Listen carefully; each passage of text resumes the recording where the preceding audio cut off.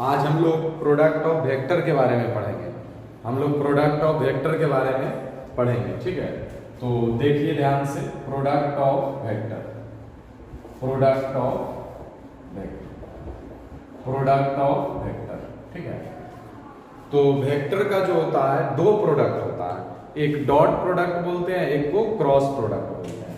तो पहला जो होता है डॉट प्रोडक्ट ऑफ वेक्टर, ये पहला जो होता है वो dot product of vector. Dot product का दूसरा नाम क्या है? Scalar product. डॉट प्रोडक्ट का दूसरा नाम है स्केलर प्रोडक्ट। और फिर एक है क्रॉस प्रोडक्ट। क्रॉस प्रोडक्ट का दूसरा नाम है vector product. Vector product. Cross product का दूसरा नाम है वेक्टर प्रोडक्ट, ठीक है। तो दो तरह का प्रोडक्ट होता है, डॉट प्रोडक्ट होता है, क्या होता है? क्रॉस प्रोडक्ट होता है। तो आइए हम लोग चलते हैं डॉट प्रोडक्ट को समझते हैं। Dot product of two vector. Dot product of two vector, ध्यान से समझिएगा क्योंकि ये फिजिक्स में भी आपको काम देगा और मैथ में काम देगा, इसलिए कंसेप्ट को जितना बेहतर तरीका से आप समझिएगा उतना बेहतर तरीका से आपको क्वेश्चन बनाने में आसानी होगा, ठीक है। तो मान लेते हैं एक वेक्टर ए मान लेते हैं और दूसरा क्या मान लेते हैं? बी, ठीक है। और दोनों के बीच का एंगल क्या है? थीटा। दोनों के बीच का एंगल क्या है? थीटा। तो कहता क्या है कि दो वेक्टर का जो डॉट प्रोडक्ट होता है क्या होता है? देखिए, dot product of two vector, dot product of two vector A and B, A and B is defined as, A and B is defined as. तो A dot B equal to क्या होता है? A B cos theta. A dot B equal to A B cos theta. इस formula को याद रखिएगा, dot product A dot B equal to A B cos theta. यानी dot product का कोई भी तरह का थ्योरी यहीं से शुरुआत होगा, A dot B equal to A B cos theta. यानी क्या हो गया? A dot B equal to A B cos theta. A dot B equal to A B cos theta. यहाँ पर थीटा क्या है? Angle between, angle between vector A and B, angle between vector A and B. और देखिए क्यों scalar product इसका नाम पड़ा? देखिए ये भी स्केलर क्वांटिटी है चूंकि मैग्नीट्यूड है, ये भी स्केलर क्वांटिटी है और ये एंगल, ये भी वैल्यू स्केलर आएगा। तो सारा स्केलर आया तो ये वैल्यू क्या देगा? स्केलर देगा। इसलिए डॉट प्रोडक्ट को हम लोग क्या बोलते हैं? स्केलर प्रोडक्ट बोलते हैं। तो याद रखिएगा formula, A dot B equal to A B cos theta. ये क्या हो गया यहाँ पर? ये भी लिख सकते हैं magnitude of vector A, magnitude of vector ए, ठीक है। और बी इक्वल टू बी लिख सकते हैं मैग्नीट्यूड ऑफ वेक्टर बी, ठीक है। Magnitude of vector A, magnitude of vector B. कोई डाउट? यानी हम लोग सीख रहे हैं dot product of two vector. तो मान लीजिए कि ए और बी दो वेक्टर है और उसके बीच का एंगल क्या है? थीटा। तो A dot B, A dot B, A dot B क्या हो गया? A B cos theta. इस फॉर्मूला को हमेशा याद रखिएगा सर।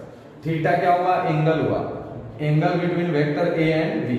और ए क्या हो गया? वेक्टर ए का मैग्नीट्यूड, और बी क्या होगा? वेक्टर बी का मैग्नीट्यूड, ठीक है।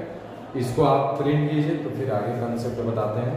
इसको प्रिंट कीजिए। हम लोग डॉट प्रोडक्ट की चर्चा कर रहे थे कि A dot B equal to A B cos theta, ठीक है। तो आइए कुछ पॉइंट है, ये सब बहुत इंपॉर्टेंट पॉइंट है सर। ये सब जितना पॉइंट बता रहे हैं आपको बहुत इंपॉर्टेंट है। अब पहले हम लोग सीखते हैं dot product of I cap, J cap and K cap. I cap, J cap and K cap. हम लोग आई कैप, जे कैप और के कैप के डॉट प्रोडक्ट को सीखते हैं। तो ध्यान दीजिएगा, जैसे ये एक्स एक्सिस है और ये क्या है? वाई एक्सिस है, ये क्या है? जेड एक्सिस है। तो एक्स एक्सिस के लॉन्ग जो यूनिट वेक्टर होता है वो क्या होता है? आई कैप। वाई एक्सिस के लॉन्ग होता है जो क्या होता है? जे कैप। और जेड एक्सिस के लॉन्ग होता है वो क्या होता है? के कैप। हम लोग को सीखना भी है dot product of I cap, J cap and K cap. तो आई कैप का मतलब क्या हो गया? एक्स एक्सिस के लॉन्ग जो यूनिट वेक्टर हो गया, और वाई एक्सिस के लॉन्ग जो हो गया वो जे कैप हो गया, और जेड एक्सिस के लॉन्ग क्या हो गया? के कैप। और एक चीज आप ध्यान रखिएगा कि हमेशा कोई भी दो एक्सिस के बीच एंगल 90 डिग्री होता है, क्योंकि ये हर एक्सिस एक दूसरे के परपेंडिकुलर है, इस तरह से है, ठीक है। तो I और J के बीच क्या होगा एंगल, आपको 90 डिग्री होगा। तो पहले हम लोग I डॉट J का करते हैं, तो अभी फॉर्मूला पढ़े हम लोग, दोनों का मैग्नीट्यूड और cos थीटा। तो I J के बीच एंगल कितना होगा, 90 डिग्री डिफरेंट है। तो I डॉट J, I और J के बीच एंगल कितना होगा, 90। ये सब क्या होगा, 90 होगा, ठीक है। तो ये यूनिट वेक्टर है, इसलिए 1 मैग्नीट्यूड, इसका भी 1, और cos 90 का वैल्यू क्या होता है, 0। तो I डॉट J क्या हो गया, 0, यानी I डॉट J का वैल्यू क्या आ गया, 0। फिर उसी तरह से आप निकाल सकते हैं J क्रॉस के मॉड J मॉड के cos 90 डिग्री, ठीक है। इसका वैल्यू देखिए 1, इसका भी वैल्यू 1, cos 90 का वैल्यू 0, तो ये क्या हो गया, 0, यानी J डॉट K का वैल्यू जो हो गया वो क्या हो गया, 0 हो गया, ठीक है। J डॉट K का वैल्यू क्या आ गया, 0 आ गया। फिर हम लोग समझते हैं I डॉट K या K dot I, mod K cos, और एंगल इसके बीच क्या होगा, 90 डिग्री, तो इसका भी वैल्यू 1, इसका भी वैल्यू 1, और cos 90 0, तो ये क्या हो गया, 0, यानी I डॉट K का वैल्यू भी क्या हो जाएगा, 0 हो जाएगा। बात समझ गए, यानी कहने का मतलब I J K में अगर डिफरेंट के साथ आप डॉट प्रोडक्ट करते हैं तो उसका वैल्यू क्या हो जाएगा, 0। अब आइए हम लोग सिमिलर के साथ करते हैं I dot I dot I, तो क्या होगा, मॉड I। अब I के साथ एंगल, अब यही वेक्टर है, I का I के साथ एंगल, तो क्या होगा, 0 होगा, तो क्या हो गया, cos 0। अब देखिए ध्यान से, इसका वैल्यू क्या हो गया, 1, इसका भी 1, cos 0 का 1, तो कितना आ गया, 1, यानी I डॉट I कितना आ गया, 1 आ गया, ठीक है। उसी तरह से similarly J dot J equal to क्या हो गया, 1 हो जाएगा, K डॉट K क्या हो जाएगा, 1 हो जाएगा, ठीक है। K डॉट K क्या हो जाएगा, 1 हो जाएगा। तो हम लोग क्या पढ़ रहे हैं, dot product of I cap J cap and K cap, ठीक है। तो बताएं कि I कैप क्या होता है, x एक्सिस के लॉन्ग यूनिट वेक्टर होता है, J कैप क्या होता है, y एक्सिस के लॉन्ग यूनिट वेक्टर होता है, और K कैप क्या होता है, z एक्सिस के लॉन्ग यूनिट वेक्टर होता है, ठीक है। अब आइए हम लोग समझते हैं I डॉट J, तो mod I mod J cos 90 हो गया, ठीक है, और I डॉट J cos 90 का वैल्यू 0, तो ये 0 हो गया, यानी I डॉट J क्या हो जाएगा, 0। फिर उसी तरह से I डॉट K की है, तो मॉड I मॉड K, यहाँ पर मैग्नीट्यूड होता है दोनों का, ये cos थीटा होता है, तो I और K के बीच कितना एंगल होगा, ये एक दूसरे का परपेंडिकुलर है, तो ये भी 90 डिग्री होगा, और cos 90 का वैल्यू कितना होता है, 0, तो I dot K equal to क्या आ गया, 0, ठीक है। फिर उसी तरह से निकालें J डॉट K, तो J और K के बीच एंगल 90, तो वो भी वैल्यू 0 आ गया, यानी डिफरेंट I J K में रहेगा उसके साथ डॉट प्रोडक्ट करेंगे तो 0 आएगा, लेकिन सिमिलर रहेगा तो क्या वैल्यू आएगा, 1 आएगा, ठीक है। ये बहुत इंपॉर्टेंट कंसेप्ट है, इसको क्लियर रखिएगा, ठीक है, प्रिंट कीजिए। अब हम लोग जब एंगल नहीं दिया रहेगा, आपको दो वेक्टर दिया रहेगा, तो डॉट प्रोडक्ट हम लोग कैसे निकालेंगे, ठीक है। डॉट प्रोडक्ट हम लोग कैसे निकालेंगे, कैलकुलेशन ऑफ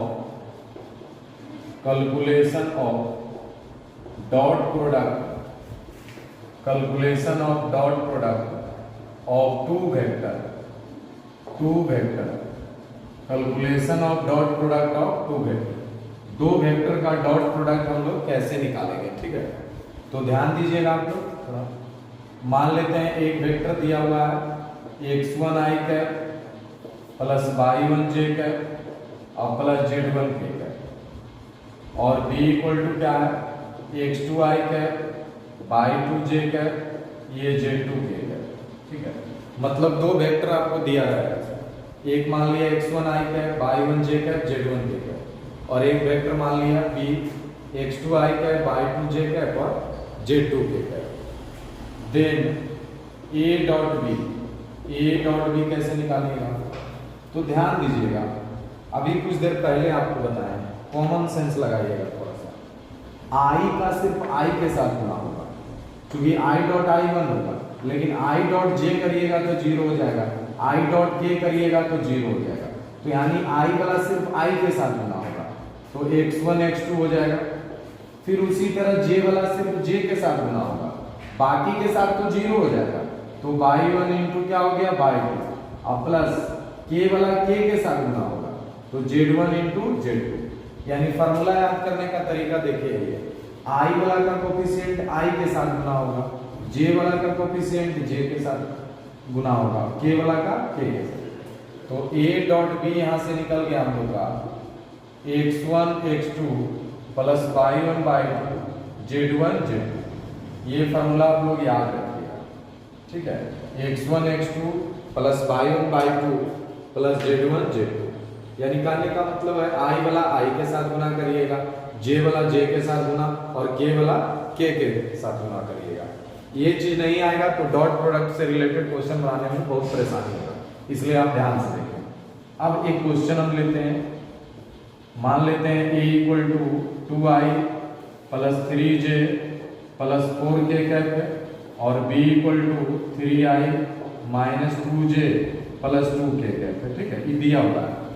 अब यहाँ पर मान लेते हैं हमको फाइंड a डॉट b निकालना है, a डॉट क्या निकालना, b निकालना। आइए सॉल्यूशन करते हैं, सॉल्यूशन, ठीक है। a बराबर क्या दिया हुआ है, 2i plus 3j plus 4k दिया हुआ है, और b equal to 3i minus 2j plus 2k। तो फाइंड a डॉट b निकालना है, a डॉट b। तो आइए a बराबर कितना दिया हुआ है, 2i दिया हुआ है प्लस 3j दिया हुआ है, और प्लस क्या दिया हुआ है 4k, और b इक्वल टू कितना दिया हुआ है 3i माइनस 2j प्लस कितना दिया हुआ है 2k का।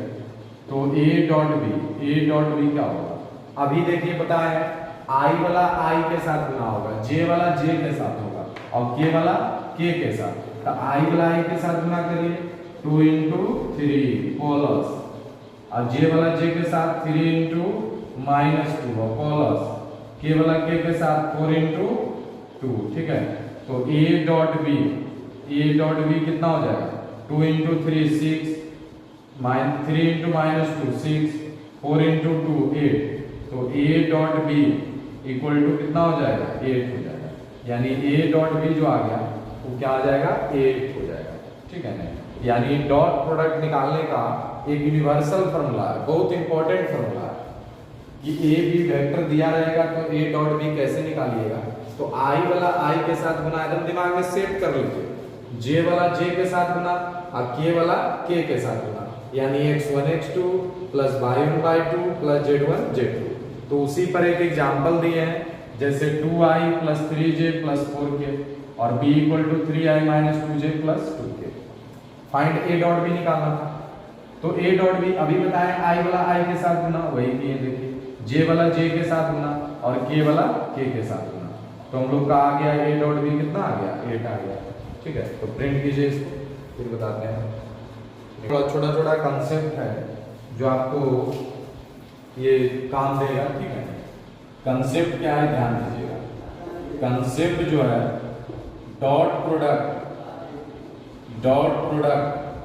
Of two vector, dot product of two vector always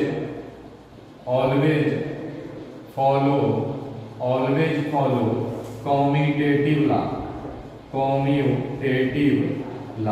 always follow commutative law. Dot product of two vector always follow commutative law, ठीक है। जैसे आप देखिए कॉम्यूटेटिव लॉ का मतलब समझते होंगे आप, जैसे 3 प्लस 4 तो 4 प्लस 3। तो उसी तरह से a डॉट b, तो आप इसको क्या लिख सकते हैं b डॉट a लिख सकते हैं, a डॉट b को क्या लिख सकते हैं b डॉट a लिख सकते हैं, ठीक है। फिर आइए कॉन्सेप्ट 2 में आइए, ये सब छोटी पॉइंट है जिस पर आप ध्यान दीजिएगा। अब जैसे आपको कभी रहेगा a dot b plus c दिया रहेगा, ठीक है। तो ये क्या करिएगा, डिस्ट्रीब्यूटिव लॉ आप लोग पढ़े होंगे, distributive law a dot b plus a dot क्या हो जाएगा c हो जाएगा, a dot b plus a dot c हो जाएगा। ये सब छोटी पॉइंट आप क्लियर रखिएगा। फिर कंसेप्ट आइए, फिर क्या आइए कंसेप्ट, कंसेप्ट, पहले इसको प्रिंट कीजिए, ठीक है। तो नेक्स्ट पहले इसको प्रिंट कीजिए इसको, तो बताते हैं और कंसेप्ट। ये देखिए इंपॉर्टेंट कंसेप्ट है सब, जैसे कंसेप्ट ये थर्ड है, ठीक है। ये सब कंसेप्ट आपको क्वेश्चन बनाने में होगा। If two vector are perpendicular to each other, if two vector are perpendicular to each other, ठीक है। ये परपेंडिकुलर वर्ड बहुत इंपॉर्टेंट है। अगर दो वेक्टर परपेंडिकुलर रहेगा तो क्या होगा, मान लेते हैं कि एक वेक्टर ए है और दूसरा वेक्टर क्या है, बी है। परपेंडिकुलर का मतलब थीटा कितना हो गया, 90 डिग्री। तो ध्यान दीजिए A dot B equal to A B cos 90 degree. तो ए डॉट बी कॉस 90 का वैल्यू क्या होता है, 0। तो ये 0 हो गया, यानी ए डॉट बी क्या हो जाएगा, 0 हो जाएगा। यानी हमेशा के लिए याद रखिएगा कि दो परपेंडिकुलर वेक्टर का डॉट प्रोडक्ट क्या होगा, 0 होगा। या ऐसे भी इसको लिख सकते हैं, ये क्वेश्चन में भी यूज होगा आपको, कि अगर दो वेक्टर का डॉट प्रोडक्ट 0 आ गया, इसका मतलब वेक्टर क्या हो गया, परपेंडिकुलर। यानी इसको ऐसे भी आप लोग लिख सकते हैं, if dot product of two vector is 0, then vectors are perpendicular to each other, तो वेक्टर जो हो जाएगा क्या हो जाएगा, एक दूसरे का क्या हो जाएगा, परपेंडिकुलर हो जाएगा। If dot product of two vector is 0, then vectors are perpendicular to each other. ये क्वेश्चन में भी यूज होता है। अगर डॉट प्रोडक्ट आपका निकाल लिए दोनों वेक्टर का, अगर 0 आ गया तो समझिए कि वो वेक्टर क्या है, एक दूसरे का परपेंडिकुलर है। और एक चीज आप लोग याद भी रखिएगा, कभी कभी क्वेश्चन में यूज होगा ये बात, perpendicular vector is also known as orthogonal vector. Perpendicular vector is also known as orthogonal vector. Perpendicular vector is also known as orthogonal vector, ठीक है। याद रखिएगा बात को, ठीक है। प्रिंट कीजिए इसको, फिर कंसेप्ट बताते हैं। हम लोग कंसेप्ट की चर्चा कर रहे थे, तो आइए, बहुत ये सब इंपॉर्टेंट कंसेप्ट है, ठीक है। तो कंसेप्ट को क्लियर रखिए। कंसेप्ट 4, ये क्या है, कंसेप्ट 4 कोई डाउट है क्या, एकदम क्लियर रखिए। हम लोग कंसेप्ट अगर क्लियर रहेगा तभी क्वेश्चन बनाने में एकदम गर्दन मचा देगा। देखिए concept 4, if two vectors are parallel, आप लोग बचपन से पढ़ते आ रहे हैं पैरेलल का मतलब होता है कि दोनों क्या होता है, एक दूसरे के सेम डायरेक्शन में होता है। अगर दो वेक्टर पैरेलल है, इसका मतलब क्या है, दोनों का डायरेक्शन सेम है। तो बताइए आपकी एंगल कितना हो जाएगा, यहाँ पर थीटा 0 डिग्री होगा। अब थीटा 0 डिग्री होगा तो A dot B equal to, निश्चित बात है, ए बी कॉस थीटा, क्या फॉर्मूला होता है। तो A dot B A B, और ये क्या हो गया, कॉस 0। तो A dot B A B, अब कॉस 0 का छोटा बच्चा भी जानता है 1। ए डॉट बी क्या हो गया, ए बी होता है, यानी A dot B equal to क्या हो गया, ए बी, ठीक है। अगला कंसेप्ट आइए, हर कंसेप्ट को समझिए तभी आपसे क्वेश्चन बढ़िया से बनेगा। कंसेप्ट 5 में आइए, ठीक है। एक चीज इसको समझ भी सकते हैं, इस स्थिति में आपका जो प्रोडक्ट आया क्या आया, पॉजिटिव आया, क्या आया, पॉजिटिव आया, समझ। अब कंसेप्ट 5 में आइए, if two vectors are anti parallel,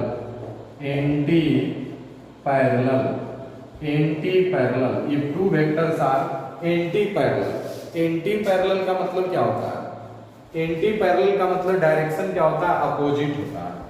direction क्या होता है, अपोजिट होता है। ए वेक्टर है और ये क्या है, बी वेक्टर है, ठीक है। दोनों का डायरेक्शन क्या होता है, अपोजिट होता है। तो बताइए थीटा कितना डिग्री हो जाएगा, 180 डिग्री हम लोग पढ़े हैं। तो A dot B equal to क्या हो जाएगा छोटू, ए बी कॉस थीटा, तो A dot B A B, अब cos 180, अब कोई भी बच्चा है जिसको नहीं पता है cos 180, समझो कि वो नहीं पढ़ता है, cos 180 का वैल्यू कितना होता है -1, बगल में लिख देते हैं cos 180 का वैल्यू -1, यानी a डॉट बी क्या आ गया -ab आ गया, -ab आ गया, यानी इस स्थिति में क्या देगा निगेटिव वैल्यू देगा, क्या देगा निगेटिव, यानी एंटी पैरेलल में जो प्रोडक्ट आएगा वो निगेटिव देगा। ठीक है, तो हम लोग आज डॉट प्रोडक्ट का कंसेप्ट पर चर्चा किए और डॉट प्रोडक्ट का जो बेसिक थिंग होता है वो a dot B equal to A B cos theta, सारा बात इसी पर रहता है। ठीक है, थीटा क्या होता है दोनों वेक्टर के बीच का एंगल होता है और a और b क्या है मैग्नीट्यूड है, इसलिए इस बात को दिमाग में सेट कर लीजिएगा कि a dot B A B cos theta होता है। अगर परपेंडिकुलर रहेगा तो थीटा क्या होगा 90 डिग्री होगा, अगर पैरेलल रहेगा तो थीटा क्या होगा 0 डिग्री होगा, अगर एंटी पैरेलल रहेगा मतलब अपोजिट डायरेक्शन में तो थीटा कितना होगा 180 डिग्री होगा। ठीक है, तो इसी के आधार पर हम लोग कुछ कैलकुलेशन किए। ठीक है, फिर हम लोग अगले वीडियो में मिलते हैं, तब तक के लिए धन्यवाद। ठीक है।